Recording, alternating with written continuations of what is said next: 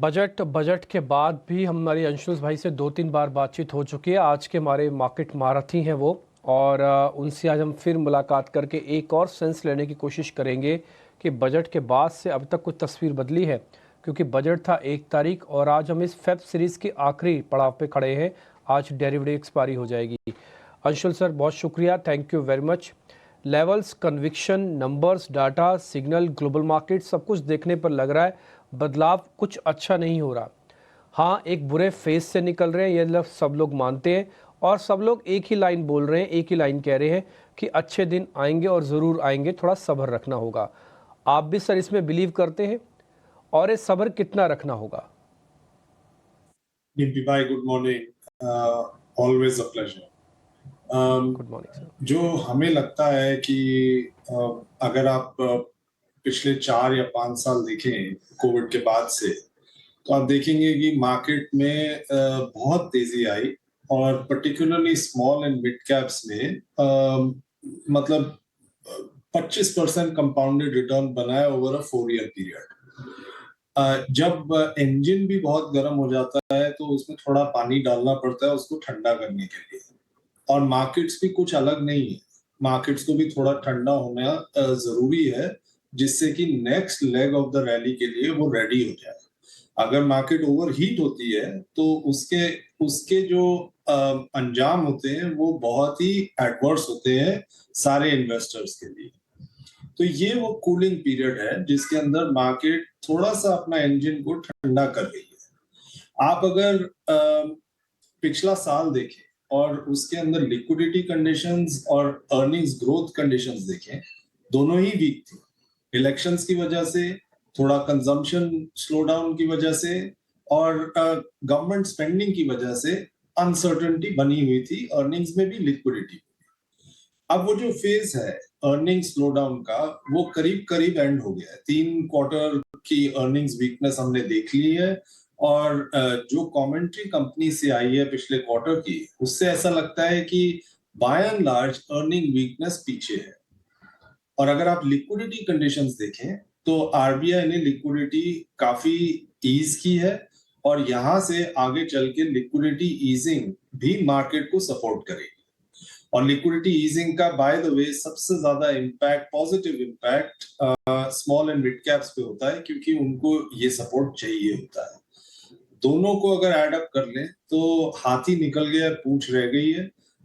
थोड़ा बहुत may be volatility downside और आगे रह सकती है, लेकिन अगर ग्लोबल कंडीशंस चेंज नहीं हुई, गोल्डन ग्लोबल कंडीशंस ऐसी ही रही, तो ये मार्केट बाय एंड लार्ज अब यहाँ से टाइम करेक्ट जरूर हो सकती है, लेकिन प्राइस करेक्ट बहुत ज्यादा नहीं हो सकती, ऐसा लगता है।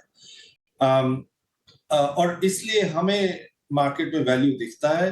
काफी करेक्शन हो गया है, 30, 40, 50% क्वालिटी स्टॉक्स करेक्ट हुए हैं, और उनका जो आउटलुक है अगले 2 से 3 साल का, वो काफी पॉजिटिव है। तो ये मार्केट, इसमें अपॉर्चुनिटी जरूर दिखने लग गई है। Morning, Mansi this side. काफ़ी क्लैरिटी के साथ बाजार पर अपना एनालिसिस आप हमारे साथ शेयर कर रहे हैं, थैंक्स फॉर दैट। लेकिन अंशुल, बाजार ने इन दिनों जो तस्वीर दिखाई है ना, सारे के सारे नैरेटिव्स धरे के धरे रह गए हैं। हम ये कह रहे थे कि प्री बजट रैली शायद दिखे, फिर ये कह रहे थे कि बजट के बाद सेंटिमेंट्स बदलेंगे, अर्निंग सीजन में कुछ दिख जाएगा, एफआईएस की वापसी शायद हो। लेकिन इन सारे नैरेटिव्स के बीच एक नैरेटिव ये भी है कि स्मॉल कैप मिड कैप को छोड़ दें और लार्ज कैप और बेंचमार्क्स की तरफ बढ़े। क्या ये नैरेटिव भी धरा का धरा है, या आपको लगता है कि यहाँ से सेंटिमेंट्स बदलेंगे? Because yes, I hear you when you से कि अब थोड़ी सी पेन, थोड़े से प्रेशर बचे हैं, लेकिन बाजार वापस से एक सेंटिमेंट जो है पॉजिटिव दिखाएंगे। इफ यस, कौन से क्षेत्र और साथ ही mid cap versus large cap में आपकी राय क्या होगी? Mansi, good morning, always a pleasure. तो अगर आप मतलब किसी नॉलेजेबल इन्वेस्टर से बात करेंगे तो वो कहेगा कि मुझे large cap, mid cap, small cap से लेना देना नहीं है, मुझे तो वो अपॉर्चुनिटी चाहिए, चाहे वो लार्ज कैप में है, मिड कैप में, स्मॉल कैप में, जो कि मुझे यहाँ से अगले 2 से 3 साल में डबलर प्राइस देगी। और अगर आप किसी नॉविस से बात करेंगे जिसका मार्केट में ज्यादा इतने रिसर्च करने का ना उसके पास टाइम है, ना उसके पास कैपेबिलिटी है, तो उसके लिए वॉलेटिलिटी हमेशा पेनफुल रहेगी। और ये तो पक्का है कि स्मॉल एंड मिड कैप्स में वॉलेटिलिटी ज्यादा रहती है। तो ऐसे इन्वेस्टर के लिए लार्ज कैप्स में या लार्ज मिड कैप्स में रहना बेटर है, जहां पे वॉलेटिलिटी जनरली कम रहती है। और इस मार्केट में तो डेफिनेटली जहां पे वॉलेटिलिटी थोड़ी ज्यादा बढ़ी हुई है। बाकी अगर आप किसी भी मार्केट के जो पुराने मार्केट में निवेश करने वाले लोग हैं उनसे बात करेंगे, तो वो आपको यही बोलेंगे कि आप अपने रीसेंट जो हाइज हैं उस भाव को देखिए ही मत। आप ये देखिए कि यहां से अगले 2 से 3 साल में जो आपका पोर्टफोलियो है या आपके स्टॉक्स हैं वो कहाँ जा रहे हैं। इससे आपकी जो एंजाइटी है वो कम होगी और आपका जो फोकस है वो सही जगह बना रहेगा। माने इस जगह नहीं कि आपका भाव टूट गया, बल्कि इस जगह की यहां से आगे अपॉर्चुनिटी कितनी है। और ये आपको अलाउ करेगा कि आप मार्केट में होल्ड करें और नया निवेश करें। जहां तक आपने बात की कि कहाँ पे निवेश करना चाहिए, कहाँ पे अपॉर्चुनिटी अभी आ चुकी है, हमें ऐसा लगता है बैंकिंग फाइनेंस बहुत रीजनेबल भाव पे इस समय ट्रेड करता है। मैं आपको बता सकता हूं कि कई ऐसे नाम हैं जो 5 से 10 टाइम प्राइस टू अर्निंग्स पे और nearly 0.6 times price to book पे इस समय ट्रेड करते हैं। और ऐसा नहीं है कि इस स्पेस में ग्रोथ नहीं हुई।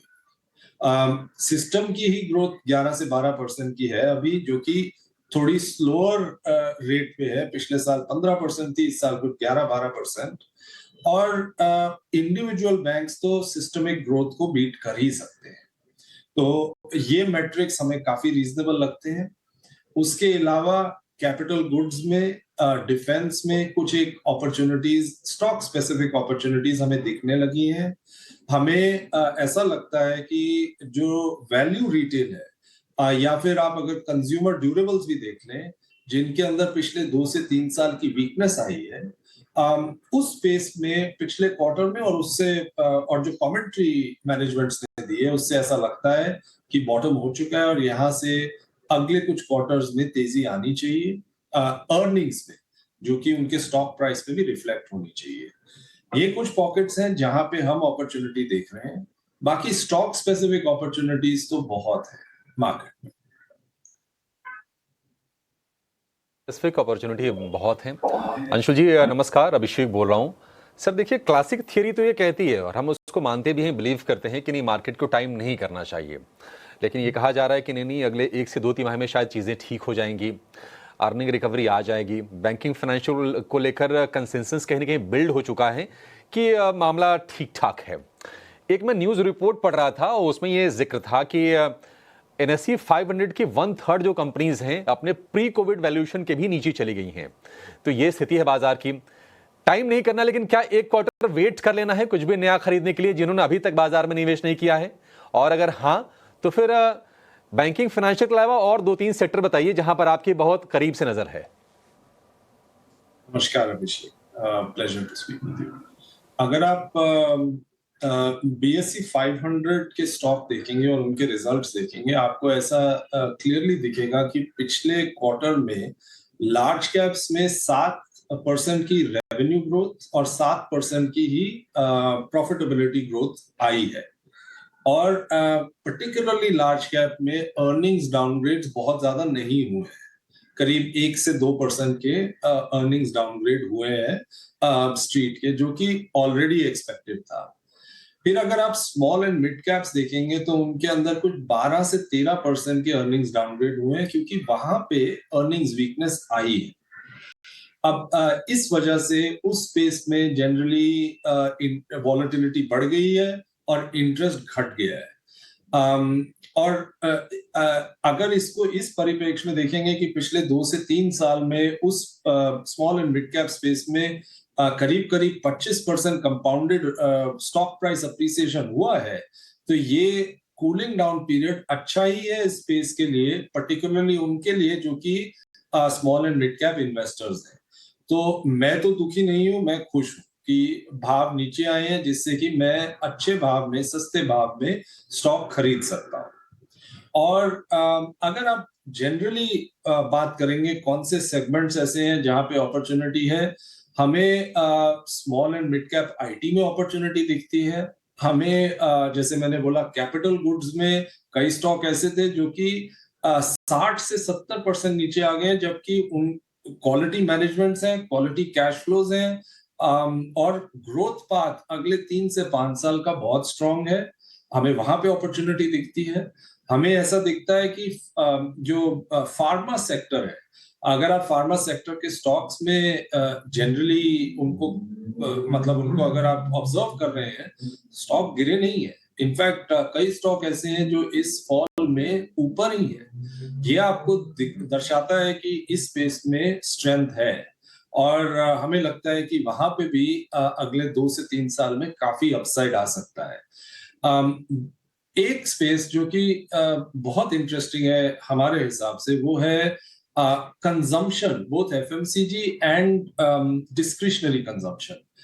मैंने पहले वैल्यू रिटेल की बात की, उसी तरह कंज्यूमर ड्यूरेबल्स और कुछ बाकी और discretionary consumption segments, footwear etcetera, वहां पे हमें ऐसा लगता है कि स्टॉक प्राइस काफी नीचे आ गए हैं पिछले मतलब ये सिर्फ इस करेक्शन में नहीं, 2-3 साल से उस स्पेस में करेक्शन चल रहा था, और वहां पे इस क्वार्टर ने ऐसा दर्शाया, पिछले क्वार्टर ने, कि अर्निंग्स रिवर्स हो रही, अर्निंग्स वीक थी जो कि अब रिवर्स हो रही।